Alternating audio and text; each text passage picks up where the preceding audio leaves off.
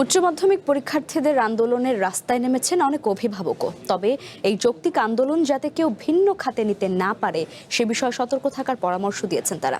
সেই সাথে বিশেষজ্ঞরা বলছেন এই আন্দোলনের পেছনে কোনো রাজনৈতিক ইন্ধন রয়েছে কিনা সেটিও খতিয়ে দেখা প্রয়োজন। 1 বছরের প্রস্তুতি, অপেক্ষা পরীক্ষার, কিন্তু তার আগেই পথ আটকে দিল জলাবদ্ধতা। কোথাও নৌকা, কোথাও কোমর পানিতে নেমে পরীক্ষা দিতে যাওয়া। ফলে সময় মতো কেন্দ্রেই পৌঁছাতে পারেনি অনেকে, কেউ হয়তো রওনাই করতে পারেননি।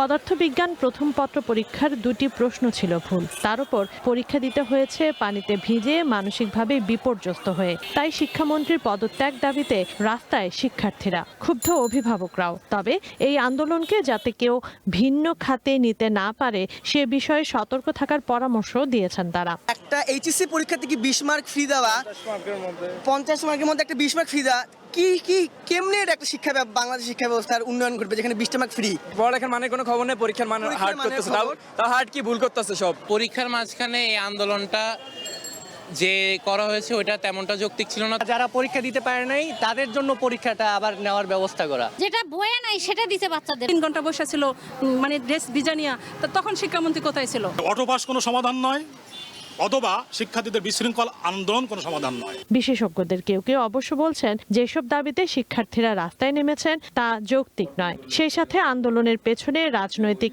ইন্ধন আছে কিনা তাও খতিয়ে দেখা প্রয়োজন। বলা হচ্ছে যে এখন এটার ক্ষতিপূরণ হিসাবে যে এখন সহজ করে দেখতে হবে, নম্বর বেশি করে বাড়ায় দিতে হবে, এই দাবিটা অযৌক্তিক।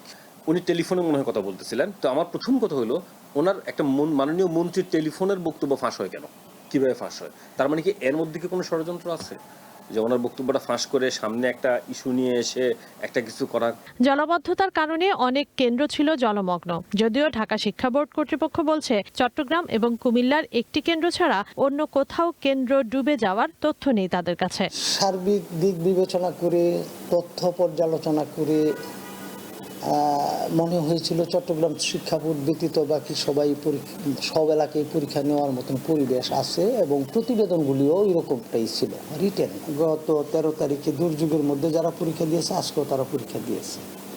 তাহলে এই যে আন্দোলনটা, এটা কেমনে, কোথা থেকে কিভাবে হচ্ছে, আসলে কি উদ্দেশ্য হচ্ছে, এটা আমার কাছে ক্লিয়ার মনে হচ্ছে না। প্রশ্নপত্রে ভুল সহ অন্যান্য কারণগুলোর জন্য মন্ত্রণালয় দ্রুত ব্যবস্থা নেবে বলেও আশা জানান তিনি।